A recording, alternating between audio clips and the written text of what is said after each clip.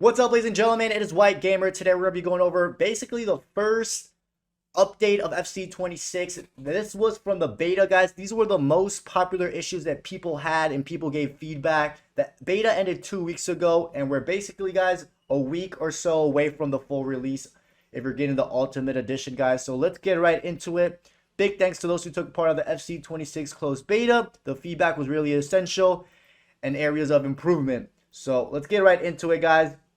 The first thing is the low-driven shots. I said this in my beta review, guys. The shooting was very, very overpowered.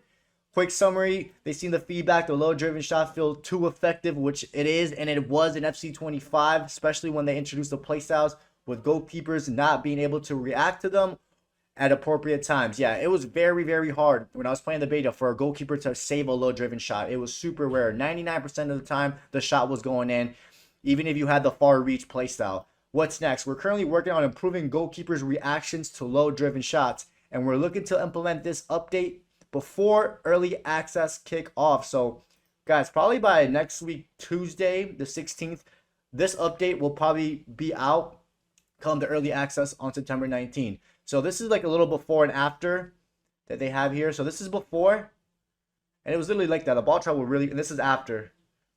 So maybe the far reach playstyles for those that play goalkeeper are actually going to be effective, and hopefully just, goalkeepers can from time to time make those low driven shots save, because the low driven shot, like I mentioned, was overpowered in FC 25 and it was overpowered during the beta. Now this is going to be huge, guys. Next is the AI defender speed. In the closed beta feedback told us that were some cases where the AI defender felt unnaturally fast, catching attackers too easily in some cases. Now, I didn't really notice this, guys. I said it in my beta review. The AI defenders were really bad, but I don't know if this has to do with Ultimate Team AI defenders or clubs or just both. What we found is that the case of this isn't actually the speed of the AI defenders. Instead of some ball trapping animations were slowing down the ball carrier more than intended. This means that the attacker can take too long to receive the ball and get it moving, making it feel like the defenders are way too quick for them. So what's next? We're planning to address these animations before early access. So here's the before and after. So this is the before. And yeah, it does look like the attacker took a while to like register the ball. You see he slows down right there. And this is after. Like he reacts more to the, like I think the attacker reacts more to the ball that it's in front of him. So that's going to get sorted out. Attacking AI positioning. The AI attackers sometimes not making runs that you expect, going offside frequently. Now, I didn't really notice this, guys. To be honest, I was only playing clubs, so I'm not going to really spend too much time on this. They're probably just going to make the AI recognize open space a bit better and faster. Now, guys, big things. Clubs archetype. Now, we made a 15-minute video giving my feedback on the beta and the club archetypes.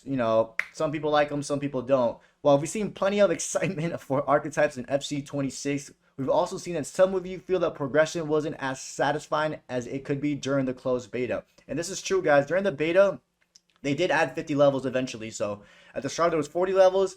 And then towards the end of the beta, they added 10 more, which made a total of 50. But the amount of attribute points you would receive wasn't enough to unlock the other playstyles. And it just wasn't rewarding. So let's see what they say. What's next? To give you more customization freedom, here's what they're currently working on. Increasing the amount of attribute points awarded at level 1. If I'm not mistaken, at level 1 during the beta, you only had 40 attribute points, which actually wasn't that much because the attributes themselves, they cost a lot. And I think I mentioned that in my beta review video. They're also increasing the amount of attribute points per level, which this is good. Brings me back to that other point I was making, guys. You didn't receive that much attribute points each time you level up because the attributes were very expensive. So I like that they're adding more attribute points as you level up, because that will give you more freedom to level up your pro and put the attribute points specifically where you want it. We are targeting early access for these changes. We'll keep monitoring your feedback around them. Now, this is like career mode stuff, guys. We're not going to spend too much time on this. We will spend some time on like the heavy dribble touches. We've seen feedback saying that the dribble touches sometimes sent the ball too far in front of the attacking. I didn't really notice this when I was playing the beta, and I played like over 100 games if I'm being quite honest. They're going to be closely monitoring this topic once FC 26 FC26 is out, but for now, I think they're just gonna leave it how it is. Now, the AI, this is huge. The AI call for pass delay. This was one of my feedbacks as well, because the AI was really bad at passing you the ball when you asked for it.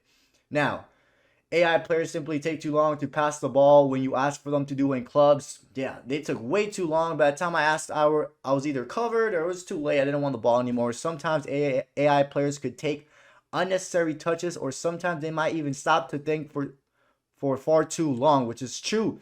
Like, but not even if you ask for it, but sometimes the AI would just like don't know what they're doing and they just take too long on the ball and then they lose the ball.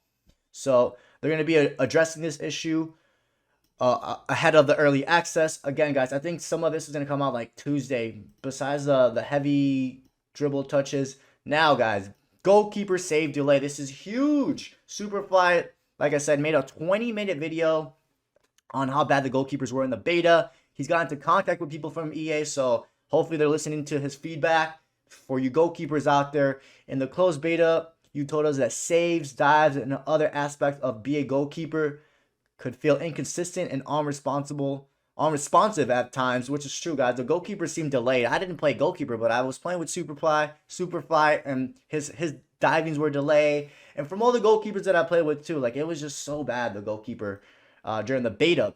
So the design council are preparing a slew of updates that we're looking to release ahead of early access. These target the following areas, but are not limited to. So the crossing claiming ability, save assistance, increasing animation coverage. I think this is going to be a huge one. Increasing animation coverage, because when I was watching him play goalkeeper, Superfly, his pro wouldn't like fully go for the animation. It was weird. It was like his animations were very limited. So guys, this is huge, especially if you play goalkeeper, which I know, you know, there's a huge community of goalkeepers out there that want to play goalkeeper. So this is good that they're looking into stuff like this.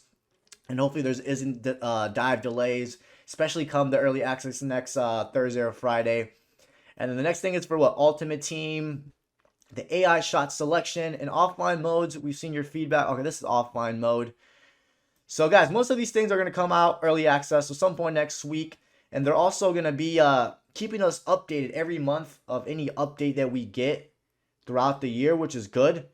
Remember, guys, make sure you guys are giving your feedback, you know, come the full game, because it looks like this year, guys, EA are trying to listen to the community, especially with FC25 was a really, really, really bad year. So I'm going to give props to EA here. Again, we have to wait and see if these issues actually do get changed come the full release. But this is definitely the first time EA has ever given us like a feedback update on a beta going into the full release. So fingers crossed, boys and girls. Other than that, hope you guys enjoyed today's video. Don't forget to drop a like and subscribe, and I'll catch you guys next time.